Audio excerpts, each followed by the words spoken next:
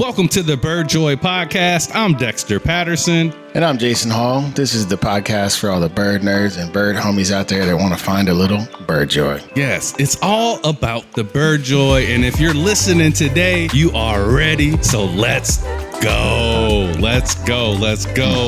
Today, we are thrilled to have the homie Calvin Feagans here, also known as Biota in Frame on Instagram, joining us today. Calvin is a nature photographer, science communicator, scientist, environmental waste specialist, and he has a deep passion for urban ecology and biodiversity. He has an MSc in environmental science and management. He was born and raised in the suburbs of Pittsburgh, Pennsylvania. I'm sure that makes... Let's go. I was going to say that makes Jason probably pretty happy. We got some Pennsylvania homies on the line today. A BS in environmental biology that focus on soil science, plant ecology, and conservation biology. Man, homie is really about that life. Calvin, welcome to the Bird Joy Podcast, my guy. Yeah, I'm excited. I've watched a couple of the episodes, and most of them, actually, not a couple, most all of them, I'm on a commute. So, I was waiting for my time. I was like, yeah, maybe one day. So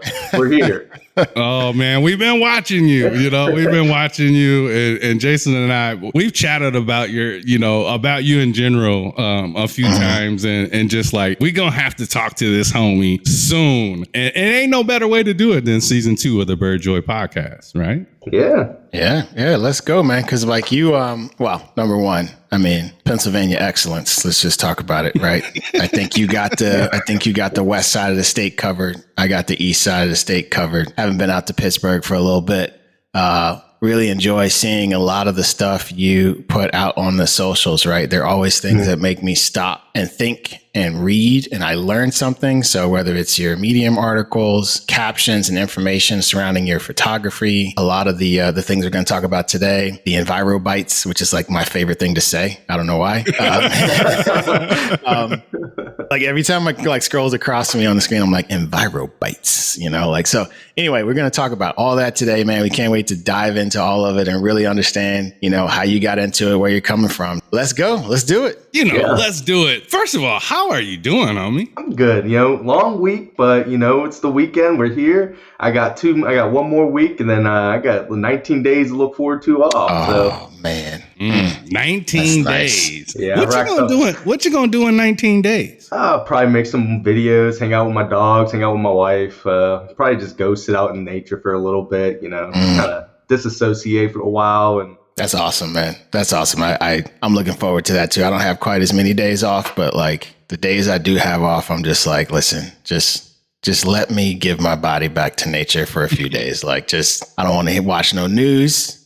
I don't want to read any emails. I just want to, even though it's cold, I love it. I love getting out there and just especially in the winter, because sometimes the peopling aspect of life can take it out of you. So when you get out there in a quiet field in the middle of winter and you can just chill, that's really it. As long as you're staying warm, man, it's amazing. So looking forward to that for you, my guy. Jason mentioned in the intro, you've got a lot of different platforms where you like to communicate to your audience, whether it's Medium, Instagram, Threads, you got an Etsy, all kind of contributing to your narrative of science and nature in the way that you like to communicate that and tell stories. You're a really good storyteller, which I appreciate. Did you know, kind of during your schooling, that science, this science communication aspect of it, which has been a kind of a theme for us on this podcast, where there's a lot of different people doing research, a lot of the homies doing research, a lot of the homies in science, and, ornithology as a whole, communicating about the work that they're doing.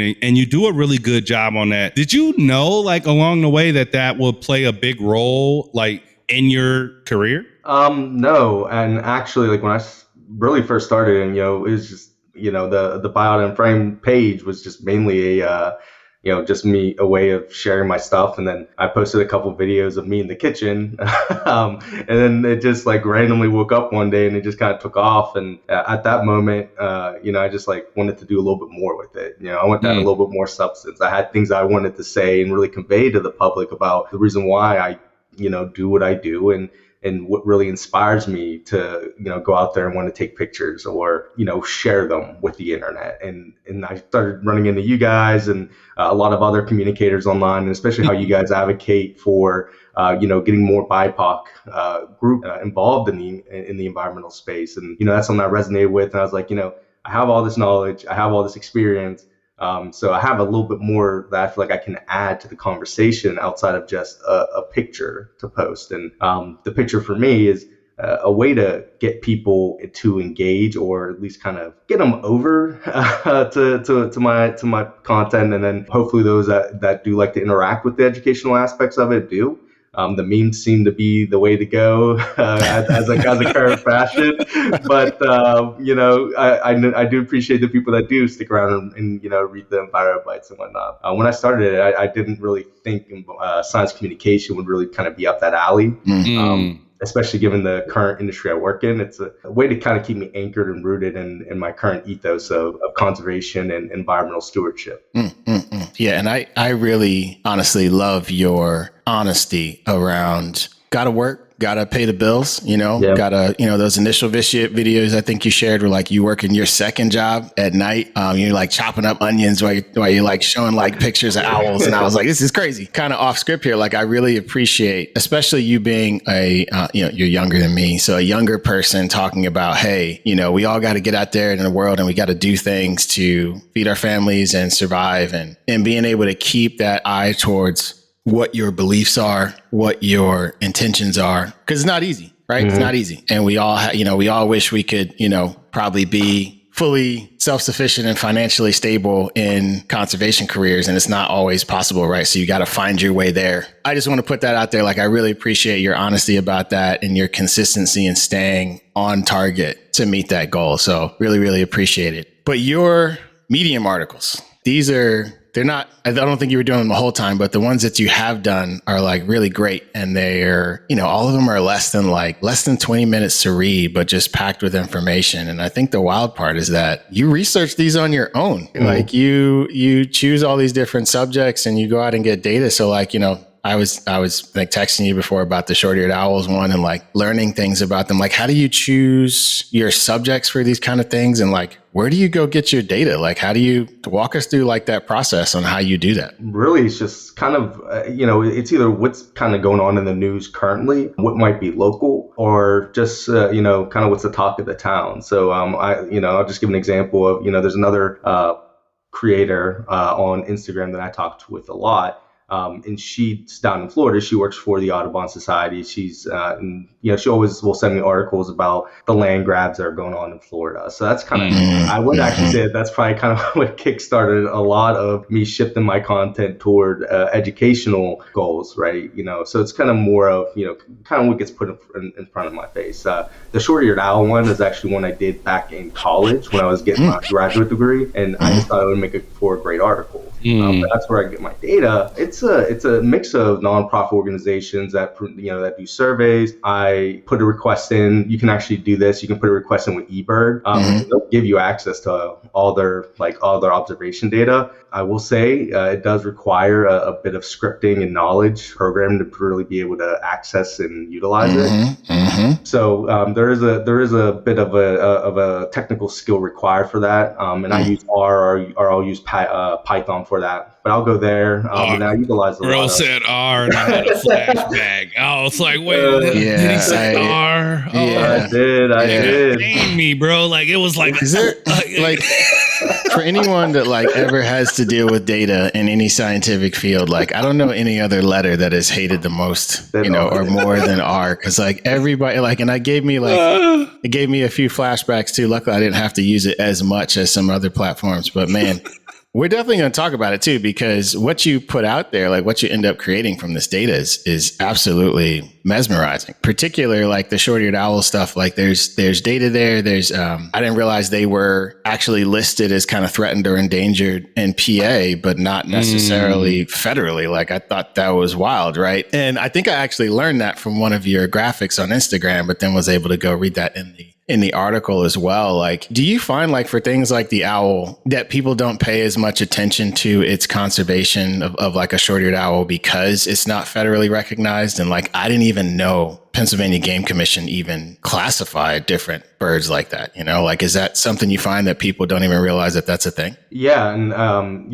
so a lot of, and this kind of goes with environmental regulations as a whole, right? A lot of people don't really recognize the power that states have when it comes to environmental protection, especially like when it comes to conservation. I can use the American martin as an example as well. It's extradited in PA, Ohio, West Virginia, in New York. Like it doesn't exist, but it is pretty abundant elsewhere. So it's kind of like another one of those situations where, federally, I believe it's threatened or endangered still federally, but in PA, they're pretty much declared extinct. There's efforts for reintroduction. You got it. PA doesn't have the hottest record for I know. for reintroducing species here, fortunately. So I don't know what we're doing wrong over here, but we'll figure it out. We'll figure it out here. But yeah, I think that's the short-eared owl, and it's actually they had one of the largest concentrations over at the Philadelphia airport. They used to do a lot of nesting in those open grass areas, and then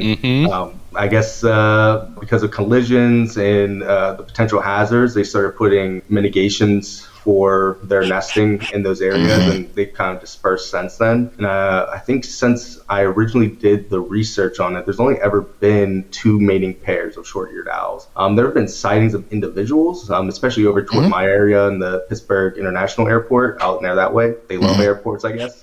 I'm not sure, but they love the area airports just because they're more cleared, and it's kind of like where a lot of still the open land is. So when it comes to like people don't really recognize that as an issue, and it kind of also it really circles back to another piece that I made when Empire Bites with the barred owl and the whole situation with the culling is that it's the same geographic areas when it comes to invasive and non-invasives, right?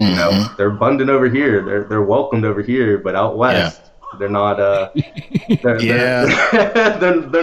not welcomed at all. So that one is a hot topic too, because we were on the ABA podcast, and they were saying we're just going to give hunters permits to go out and shoot these barred owls out west. And I was like, well, are you sure the hunters can recognize the difference between the barred owl and the spotted owl? What's the owl? The spotted owl. Yeah. Right. Like, because they don't look like that. I'm sure if you're a birder, maybe you can tell relatively quickly, but like, I just imagine like some like super gun happy person like getting ready to just fire off on a bunch of owls. Like it's pretty scary. Calling attention to those things the way you do is what I very much appreciate, because I notice in it you don't necessarily take a side all the time. You just kind of present the facts. And I think this is happening. Right. Like it's like really great. One of the things I read was the potential usage of old mine sites, or I guess treatment facilities, to kind of provide additional space for the short-eared owl within the state. Like, is that something you've heard about in your profession or otherwise? Like, is it, because I know those mine sites, they don't want people going in at all. Those offer like opportunity. Like, are they safe for the owls? Like, is there a bunch of stuff that has to happen before you can start trying to introduce populations to that space? Like, how do you kind of see that going? And is that something people can advocate for with their local officials around the state? So,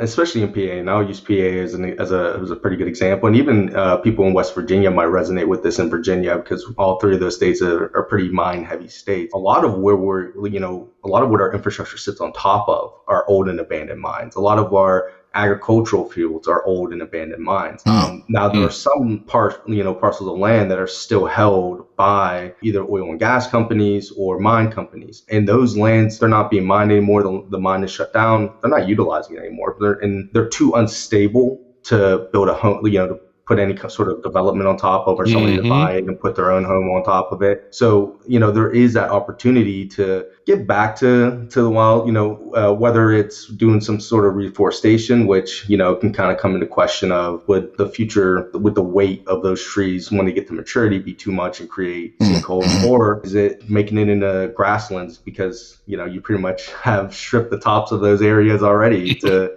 the bare bones. So, grasslands might be the best move there to rehab that area. I think it's something that should definitely be looked into. And I work in that space. I work in the oil and gas industry. I drive through and I go to those active areas all the time. Mines, you really don't see too much of. They're pretty safe if you're, for the most part. I mean, you will get, there's always a risk of sinkholes. I'm sure everyone likes the meme of the Pittsburgh bus falling into a sinkhole. That was a classic during COVID. Just not one, but two, actually. Yeah. But, I'm sure that made Philly happy knowing that they're not that they're not over here.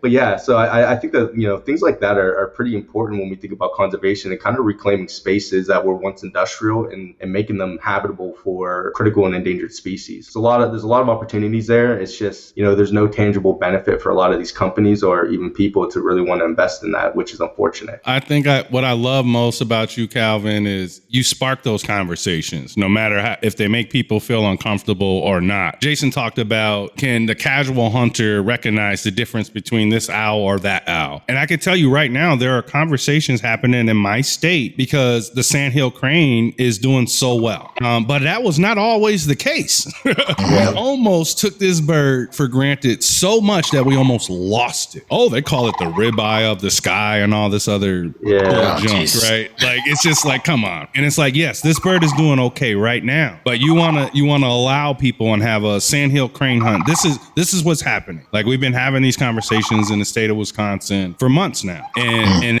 hunters are saying, hey, we won't be able to have a season for them. There are also farmers that have legitimate gripes about the sandhill crane coming to their land and eating their seed. So there are real conversations that need to be had. And this is where I think about folks like you, where we're talking about science communication, but also just elevating these issues to a point to where we can have a conversation about them. And I think you do a really good job about, hey, let's talk about this stuff. This might not be comfortable, but this is real. And we can either ignore it. My mom always tells me, are you a part of the solution, or are you just going to be a part of the problem? And I get a lot of that from you, where you're like, you know what? This matters, man. Like, this matters to your life. This isn't me trying to be woke or any of this weird stuff that people try to attach to this, right? This knowledge in these conversations. Man, like, what was the spark for you to say, you know what? I don't care. Attack me. I'm on social media. Let's have a conversation about that. Like, that takes a lot of courage. I will say this, to even put yourself out there. But like, where'd that happen? Where did that shift happen for you, bro?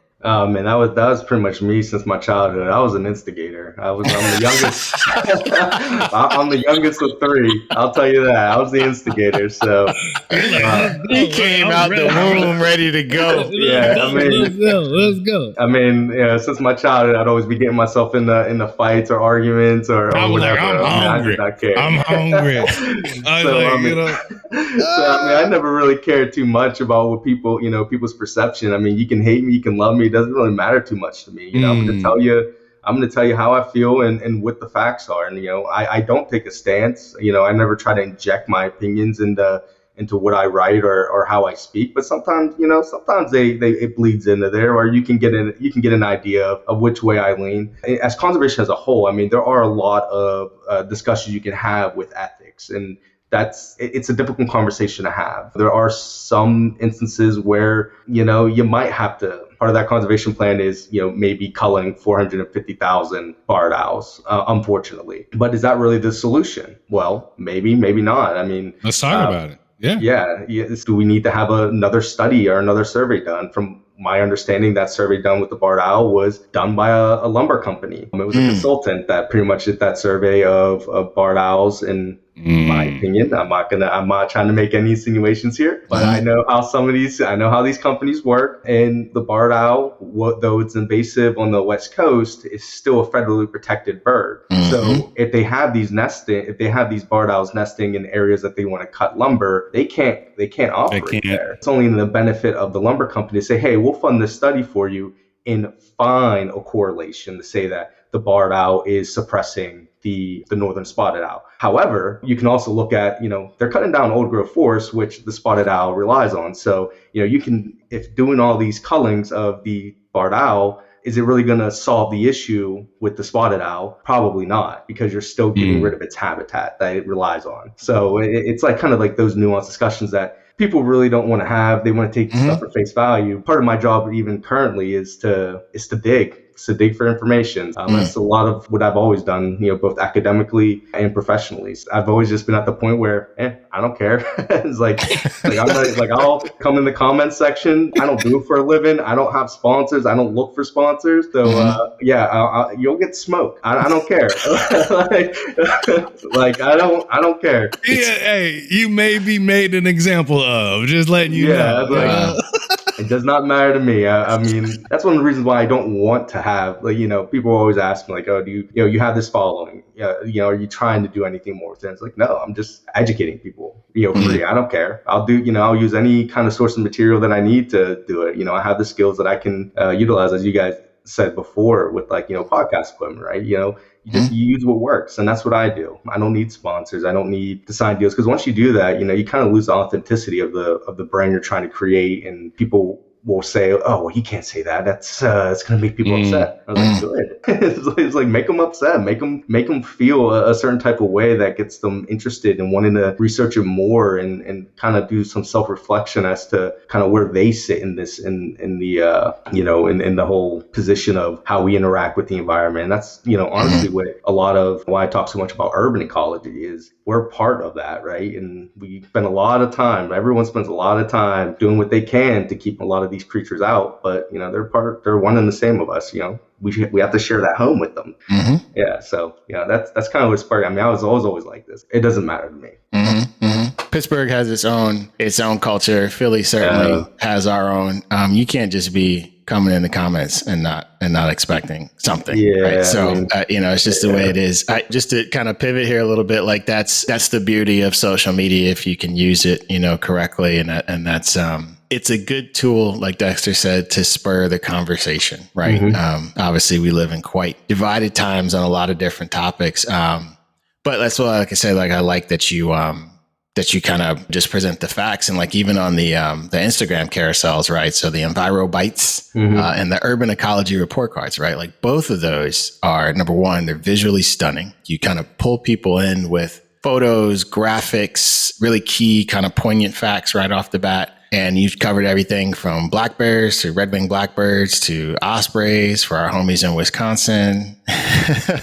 Like, how do you decide which species or topics you want to feature? Like, and walk us through, like, you kind of wake up one day and you're like, I want to do an urban ecology report card on this creature. How do you go about that? I had a already pre-selected list, and I'm still working through the pre-selected list, but then going forward, it'll pretty much just be up to a vote, post on my story of what people want to see featured for those urban ecology report cards. Just because I want to, everyone has different ideas of what they feel is important. And so I want to make sure that I kind of really convey, everyone's ideas or what they want to learn, because there's a lot. I mean, there's so much detail when it comes to conservation, especially when we're talking about birds specifically. I mean, birds in themselves, I mean, there's subspecies of birds that, like, you can really get into. And so I, right now I have an already pre-selected list, but going forward, it'll be definitely just the community decides, and I'll make it. I love it. Involve your audience. That's what you're good at, kind of having these two-way conversations. That's what I always tell my students. We have to get away, like, keep the social in social media. And sometimes those conversations may be uncomfortable, but most of the time it's about trying to get to the joy. And I think that's where you do a really good job. You're not afraid to feed the troll for a second, but you always get back to your joy. And I really appreciate that. The joy or the education part. And ultimately, that's what it's about. You're providing value to all these people, and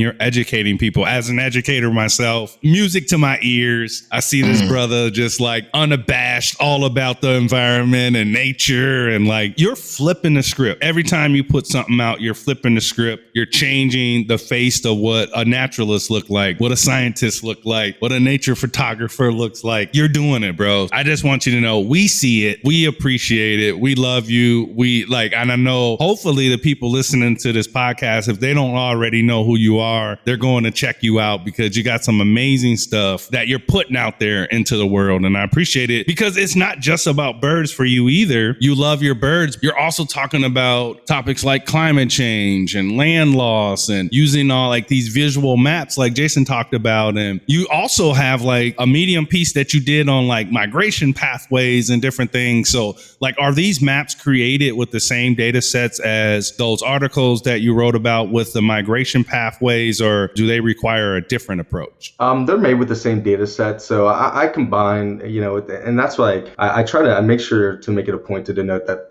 these are projections, right? Somebody else can take that same set of data and run it through a different set of algorithms and formulas and come out with a different output. But those maps are pretty much, I pull all the data from, a lot of some of the EPA websites, some of the MPS websites, and the Enviro Atlas, and then as well as using that eBird. And then I have, I've worked with GIS for a good bit of my career. So I'm very familiar with raster data sets and elevation, and work with elevation data. So being able to kind of combine all those and be able to create those graphics, it's a way for me to kind of add, as you said, like add value to the conversation. And that's whenever I was, you said bring back the joy. Like, I'm gonna be honest, when I was just posting photos, there was not much joy. It was just like, I wanted to add a little bit more substance to what just the picture. But what does the picture mean? What's the story for that picture? We can talk about, we can do the typical like, oh, walking out on the sunny beach and I saw the just sitting there perfectly. But like, that's not the story that I want to tell. I want to tell the bird story, not my story. My story to me, that doesn't really matter. I was just there. That bird isn't always there, or it might not always be there. And for our kids and our grandkids, they might not have the opportunity to see those type of things. Being able to utilize the skills I have to really put that information out there to get people informed, try to get people involved and start asking, the bigger questions for just the future implications as to what it means for the next generation and how we handle that for them. We appreciate you because we need this, that's the gateway. For you, the conversation might be bigger than that picture, right? Because you have all this knowledge in your head. And for you, you're like, yeah, I can use my talent, right? Like I can take these amazing pictures, but there's so much more I want to talk about this subject in this frame at this moment. There's so much more I want to tell you, but don't ever lose sight of the fact that it's the picture that is going to get the attention of the people you're trying to educate. Yeah. Okay. Yes, it's bigger than you, but the picture alone gets that person's attention that you are hoping to educate. And that is the gateway to educating them. So please don't ever lose that because you're an amazing photographer. That's what's going to get their attention and allow you to have that conversation. Oh yeah. And that's why I dedicated a whole day, just like Wildlife Wednesday, I'll throw up, that's when I do the urban ecology report card. I'll do like a random meme. Usually sometimes I try to associate it with the subject, but sometimes I just kind of go off the cuff and I'm just like, oh, I kind of want to be a little controversial today. So I just like the one with I just kind of threw some jabs at like oil and gas industry, which pray to God that my employer never finds that page because we'll be in HR at some point. There's a couple people from my work that follow me, but they're pretty chill about it. No, I think it's good. I think it's okay to advocate for that stuff. And I gotta say, like, it went over my head because you were mentioning some things you do with the coding and the data, and I was just like, man, that sounds intense.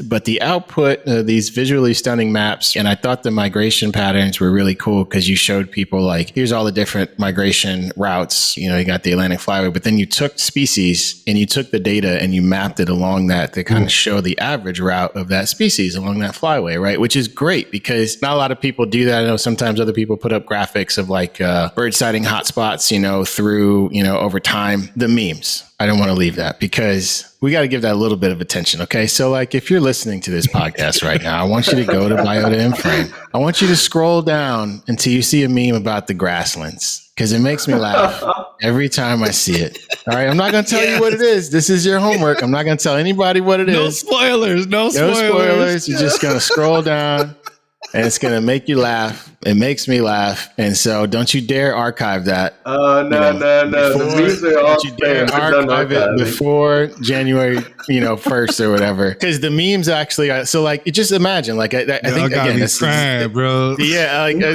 that's the amazing part about the page is that like it's real serious data. It's factual conversations. It's great photography. It's engaging. And then all of a sudden you turn around and something makes you spit up your milk because it's just funny. So like I encourage folks, I don't want to derail the conversation, but like just go check out some of the memes. I think it's funny because you take memes that people are using for other, I'll say more unserious topics and you repurpose them for a serious topic. And it's a great way to keep people engaged. Like the one with Mudang, the little pygmy hippo, like these are all great. I hope people go and check it out. Like Biota in frame. Like I'm gonna keep saying it, right? It's absolutely hilarious. To get to your, photography that Dexter mentioned, right? Like it's a great addition to everything. And you have kind of a interesting photography style. I know when you were doing the items where you were like, chopping food and then showing your photography, you would sometimes switch to like either high contrast images or black and white images. Mm-hmm. How did you find that style? Like number one, was photography something you were always into? And like, how did you decide like, hey, this is how I want to present this thing? Cause it sounds like even when you were just doing photography in the back of your head, there was more of this idea of what you wanted the picture to convey about the species and less about you. So talk to us about that. So my grandpap actually was the one that really introduced me into photography. So he's done it for years. I mean, he has, every grandfather, they have that camcorder or whatever from like back, I'm a 90s baby, halfway through, but he has a camcorders and then, he's always a tech savvy guy. So, he got me into photography. He bought my first camera. And I've been doing it since about 2016. And then I started to get a little bit more serious around when a lot of people started to, like around COVID.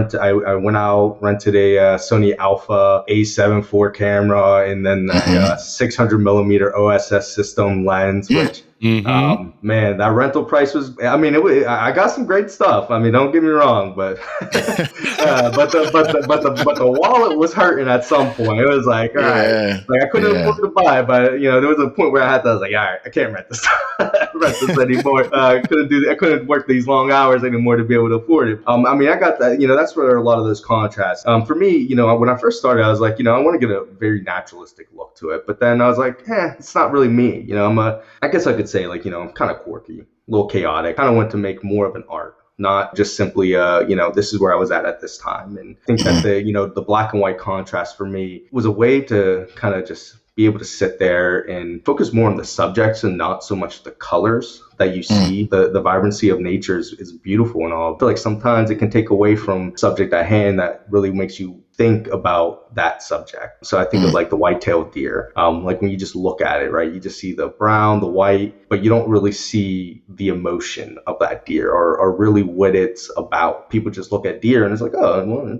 it's a deer. That deer has a story. So the black and white contrast was, and it was more for the portraits, the ones that had like, a closer crop to. So, I just kind of like that artistic styling. And then the high contrast ones, just I was having fun in Photoshop and Lightroom. I was like, yeah, whatever, let's go for it. But sometimes there was like a lot of people were like, hey, Cassie, let's get this in color. And I'm like, all right, fine, we'll get this in color. And I've been posting more color than anything. I have all the presets for my black and white edits in Photoshop, and then I'll just tweak them as needed for each subject, because sometimes the highlights might be a little bit too high or the blacks and the shadows have to raise a little bit because you might not be able to see the eye or something. So nobody's asked for them back. I mean, I still edit them in that way, but they just kind of sit in a separate batch. But I got into that style just because I just want to kind of give it more of an artistic appeal to it as opposed to just like here I am here, this is where it was at. And I always say that when I take the photo's kind of like, I know a lot of people will be different on this. A lot of people like to keep it natural, but for me, I just see the photo. I take the photo, and it's like my canvas. So I just kind of go down on. I do whatever I need to, or whatever's in my eye of view. I think that it doesn't matter how you edit the photo. It's about exposing people to something that they necessarily may not have the opportunity to be able to see themselves. It's bigger than the photo for you. Yeah, it is. And that's okay. Like, that's what's so awesome about it. I always tell my students, I have a class that I teach. It's documentary photography for the sciences. And I always tell my students, find your style. Find your fashion in photography, find your repertoire, and lean into the things that you love. Because once you lean into that, then you can tell the stories that matter to you. And ultimately, it's bigger than the photo for you. It's the story behind the subject. And the subject for you in Biota and Frame is so many different things because we're all connected. And that's the language you've been speaking that I think that probably just lights Jason up is like we're all connected. Every single living species, everything that you photograph, we are all connected. And I think that is super cool. And what's something a little, not necessarily off topic, still on photography, but what's something you wish more people understood about nature photography? That you don't need to have, you'll see, I kind of joke a little bit, I know there's a lot of nature photographers out there that do amazing work, and they have that same dedicated passion that I do. You don't have to have the most expensive setup. You don't have to have the best behind the scenes glare. Like I don't do any BTS. I'm one person. I don't get the time to do behind the scenes. I'm out there to see nature, but people who do that, that's their livelihood. They're there to show their photos, but also that's how they kind of get people hooked. But like you don't need all the glare and glare when it comes to photography. You don't need the most up-to-date equipment. What I shoot on now is still the Nikon D3300 that I've had forever. I just attach, either 70 to 300 millimeter lens on that now, or I have a 400 millimeter and a 500. And I used to use those, and I go out and I still do unfortunately, my job. I'm traveling a lot to more rural parts, and sometimes they're long travel. So I haven't really, unfortunately, had the time in the last probably year to really go out and have a good session. You can, like I said, it's for me, it's like a canvas of art. I do a lot of heavy editing. You can do a lot with just even the most basic equipment. Like you don't need, you don't need that newest mirrorless camera to really get out there and shoot. Yeah, you can do it on just a tool, man. Yeah, you can do it on Nikon Coolpix. I think the funniest memes or the funniest reels and stuff are when people are like, "Oh, your camera takes such good pictures," and then the person just puts the camera down and is like, "Do it, take some pictures." Yeah. And like it's really about, and I tell this to people too when we do bird outings, and like sometimes I'll have my big camera gear with me or whatever, and I tell them exactly the same thing. Like, I didn't start with this. I got what I could afford at the time, and I learned on that. And actually, when I first started birding, I don't know if I've told anybody this, but I went hard on the photography side. Like I almost forgot I was a birder, and I had to pull myself back and be like, whoa. Because I started to create a lot of pressure from myself around wanting to have the perfect bird shot, because I followed and admired so many of these amazing photographers, a lot of them in Philadelphia. And I was like, how can I get that small in frame black and white warbler singing on a single branch shot in the perfect spring post dawn light? Like I was driving me nuts. I was spending money I shouldn't be spending. And it was a lesson I learned. And I learned to kind of pull back and be like, no, I started doing this because I appreciate the bird. I started forcing myself to not take my camera out and just take my binoculars, which was anxiety riddled for a while. But eventually I got to the space of like, if I have my camera, cool, I get the shot. If I don't, my brain gets to enjoy, my brain just gets to enjoy seeing this bird. And if I'm with other people, even better, I get to create community around seeing the bird. So I really like the way you said that of like, you don't need all the stuff. And I want to implore to people, like the photography part of it is for you first, right? Yes. It's not for the audience and the Instagram and the likes and the whatever else. It's got to be for you first. If you end up being the greatest nature or wildlife photographer that the world has ever seen at the end of it, great. But it's got to start with you first. Like you have to love it. You have to love your subjects, I think, to be a good nature photographer. And I actually feel that from you when you're posting things, because there's an intimacy there with the way you talk about it and the way you describe it. Would you say that like an ideal day for you, like shooting photography is like getting up early and just being out all day? Like, is there a particular setting you like? Do you like to be in the swamp? Do you like to be in the grassland? Do you like to be on the beach? Like, what's your ideal photography day? My ideal photography day is early mornings and sometimes later nights. So, I do like that, the glow in the background. Recently, what I've been trying to do, and I kind of want to get a better wide angle lens, because I was able to get a couple silhouette shots. I really like those. But for me, landscape, when I first started, I tried doing like landscape photography. And so being able to get the landscape in there with the subject. I feel like everybody does. I struggle so hard. The people that do that, God bless them, because that to me that's there's a lot of talent there, creative talent there. Yeah, it's The camera is just a tool, folks. And ultimately, it's about the story. And I love that you mentioned, Jason, that early on, it's just about you. It's about you documenting your memories, that joy, like the joy of seeing these birds and being able to actually get a picture of them, because I can't tell you how many times I'm a seasoned birder, I'm a photographer. Sometimes you just don't get the picture, and that's okay. Okay. It's okay. It's okay. All right. Don't beat yourself up about it. You know, that's the way I look at it. Calvin, also want to talk a little bit. Every time, Jason, we talk about this, our hours just like fly by. And like today has been just like wild. So good. Do you think there are more spaces for you to combine your enjoyment of nature photography and your urban ecology studies? Like, is that something you plan on kind of keeping intertwined as you go? Yeah, so I'm hoping at some point, when I start to get a little bit more free time, especially at work, even my coworker actually gave me this idea of going to local, just kind of going to local parks and when me and my buddy, my older friend, childhood friend, we used to do a lot of urban exploring. And this is kind of also what prompted a lot of the discussion that I've had as I've gone through my educational career or academic career with urban ecologies. You go to these abandoned places and you see the amount of wildlife that just overtake these areas, raccoons, birds, even I guess cats. And I know people hate cats. Outdoor cats, I get it. But you see a lot of these animals, groundhogs, like really overtake these areas and call them home. That's the first time when I was in abandoned school, was the first time I saw a scarlet tanager. I was like, oh, that's still my nemesis bird, because I haven't gotten a picture of one. But yeah, no, but he gave me this idea, and so I hope that, sometime in the spring, summer, when things start to light up, when my workload is, I start, my content, they'll start to see some content roll out where I go to these public spaces and try to get photos of animals kind of, just in the urban setting. And then also doing videos, I haven't figured it all out yet. It might just, kind of giving, how I do with the urban ecology report cards with the animals.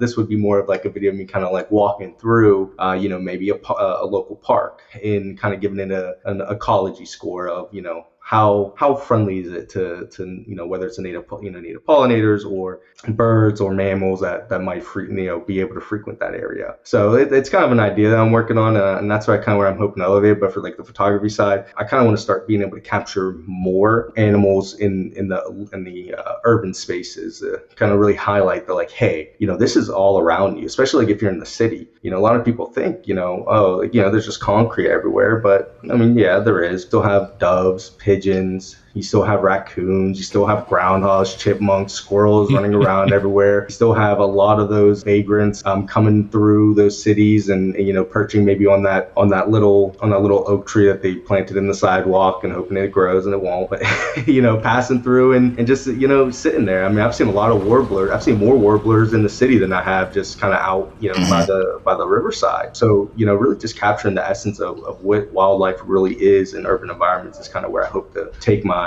photography next. And it'll all be with my D3300 because I'm not allowed to rent camera gear anymore for the time being. Love it. Calvin, any parting words for aspiring science communication folks, any scientists, nature photographers, bird lovers out there? Any parting words for those folks? Yeah, just be genuine and true to yourself in the work that you do, and don't focus too much on what other people are trying to do. I know, especially with social media, everyone wants to compare themselves to each other, or they're worried about the perception of how your friends, family, or people might feel. Especially as someone that's BIPOC myself, one of my biggest hurdles was that nature and environmental space is always viewed as a white person thing. Especially, and I say this message is more for my BIPOC folk. Get out there and just enjoy it. There's no racial barrier to appreciating and loving nature. It's not weird. It's not. There's nothing to be embarrassed about. Showing love to nature doesn't make you any less of a person, or any less cool of a person. Be nerdy. That's it. Go get nerdy. Your bird joy and nerd out about it. Just be nerdy. Wow. Thank you. Thank you. Like, seriously, yeah. Thank you. Thank you for being here. And thank you for our listeners. Don't forget to check out all Calvin's pages and the work that he's doing. It's incredible, honestly. And go learn a few things. Go learn a few things from the homie. Yeah. I'll link everything in the show notes. But like I said, Instagram, Biota in Frame. Scroll down to the grassland meme. Just check that bad boy out. Yeah. All right. I will say, I got a few more of those on the old camera roll. That will be showcased. Save them for the perfect meme. Don't worry. I am. I've been looking at some. I've been eyeing some up. I'm waiting for the next big trend to kind of come around. And I'm going to go to that post and I'm going to set an alert on it so that I see when people add new comments. Yeah, that's what I'm going to do. Yeah, I want to see the new comments. Yeah. Well, everyone keeps listen. I think the first time I posted that photo, it was like it got like a crap ton of views. I'm like, do people just want to see me model on hay bales? I mean, is this where we're going? I guess. I mean, like if anyone out there wants to give me a modeling contract after you see it, I kind of like hinted at what it is. But if you guys want to give me a modeling contract, I mean, I'll drop what I'm doing. I mean, I'll do it. Calvin a fool. This has been so good. Thank you, homie. Thank you for stopping by. And thank you to everybody out there today for joining us on the Bird Joy podcast. We hope you've enjoyed exploring the world of birding with Calvin today. This has been incredible, brother. Shout out to the BIPOC flock. We got a lot of things going on. Check out it at bipocbirdingclub.org. Yes. And again, thank you from our homies out here in Philadelphia. We appreciate the Pennsylvania pride brought through with Calvin today. For the homies in Philly, incolorbirding.org. We hope you all are having a lovely season and we'll see you all soon. Yeah, please share, subscribe, and shout out the podcast to all your fellow birders. Help us spread a little bird joy. Calvin, thank you, my brother. Thank you guys.